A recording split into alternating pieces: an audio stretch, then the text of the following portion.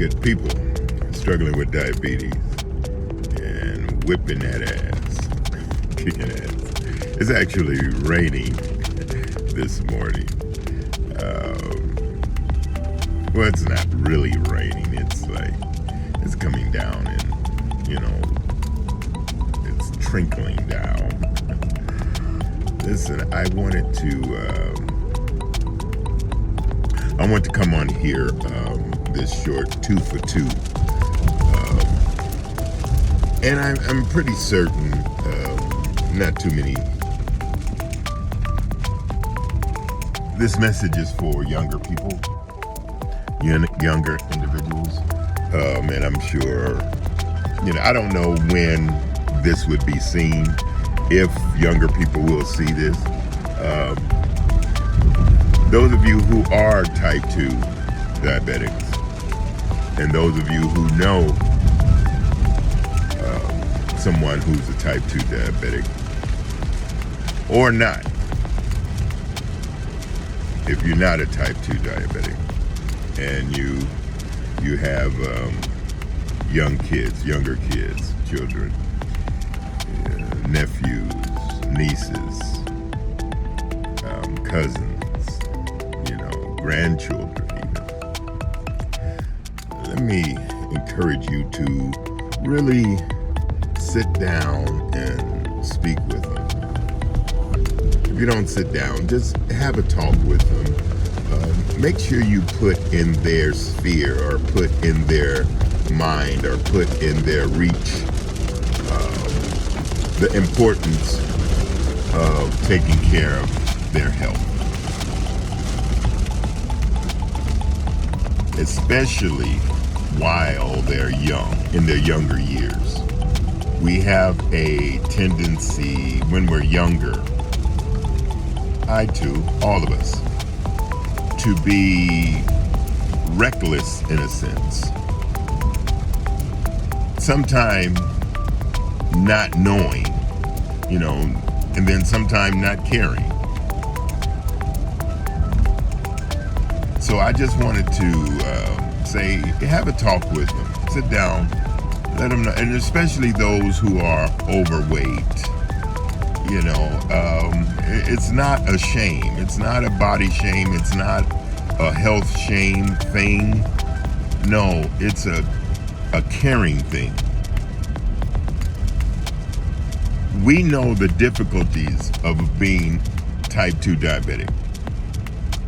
And usually, typically, type 2 diabetes can be controlled, can be minimized, can be, put in a place where you can keep it at bay. But it takes some work. It does take some work. That's why here I'm struggling with diabetes. It's a back and forth thing. We wanted more, push forward against, the grain. Then the grain, capture us.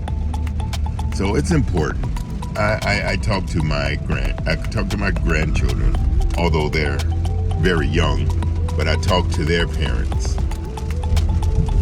And then I talk to people whom I don't know, if I'm given the opportunity, in the streets. I see someone or whatever, and I have certain, strategies and certain ways that I will approach, and certain ways I will even creep up to the conversation, because most people, they feel that it's an attack if you say, anything about, health. And especially if they feel they're overweight. Most of us are overweight. That's the truth of the matter. We don't want to accept it. We don't want to, face that truth, but we're overweight. And then some of us are even obese. I'm considered obese. Although I'm 256 pounds, I'm still considered obese. Based on my BMI, body mass index.